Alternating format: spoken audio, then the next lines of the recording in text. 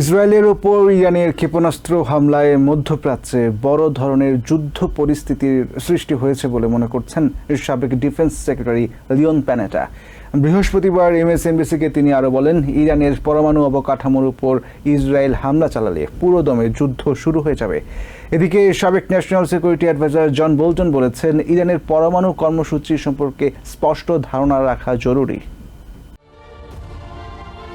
ইরানের ক্ষেপণাস্ত্র হামলার জবাবে ইসরায়েল কোন ধরনের পদক্ষেপ নেয় তার উপর মধ্যপ্রাচ্য পরিস্থিতির অনেকটাই নির্ভর করছে বলে জানান সাবেক ডিফেন্স সেক্রেটারি লিওন প্যানেটা বলেন, ইসরায়েল যদি ইরানের পারমাণবিক প্রকল্প, সামরিক স্থাপনা বা জনবহুল এলাকা লক্ষ্য করে পাল্টা হামলা চালায় তবে যুদ্ধের ক্ষয়ক্ষতি বেড়ে যাবে। তিনি জানান, উদ্ভূত পরিস্থিতিতে ইসরায়েলের প্রতিক্রিয়ার উপর নির্ভর করছে যুদ্ধের পরিসর কতটা বড় হতে পারে।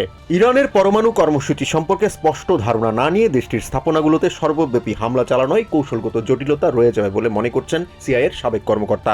তিনি বলেন, ইরান যদি পরমাণু কর্মসূচি চালিয়ে যাওয়ার ক্ষমতা অর্জন করে থাকে তবে সর্বাত্মক হামলায় বিশ্বের নিরাপত্তা বিঘ্নিত হতে পারে।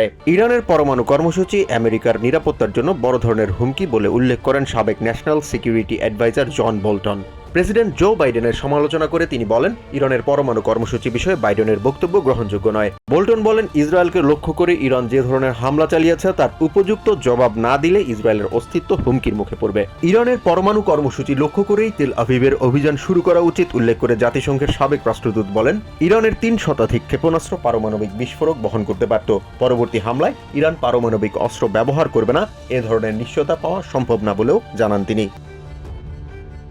জাহান মিথুন, টিভিএন 24 নিউজ ডেস্ক।